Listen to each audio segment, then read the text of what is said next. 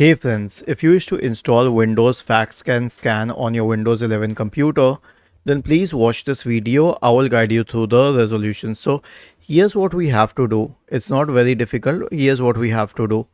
Right click on the start button and select settings from the menu. Now go to the system tab on the list on the left hand side. In the right pane, scroll down and select optional features. Okay, wait, let it load. Scroll down and check if you have the Windows Facts and Scan feature. If yes, very good. If not, let's say I remove it. Let's say it did not exist on my system. So in that case, I will return to the top. I'll click on view features. I will search for the word facts. I'll find Windows Facts and Scan. Check this, click on next, click on add and wait till it is added on your system. Now people say that fax and scan is an obsolete feature, but trust me, it is not. People still use the fax machine and they use it a lot, especially for professional purposes. Was this helpful? If yes, then please subscribe to the channel.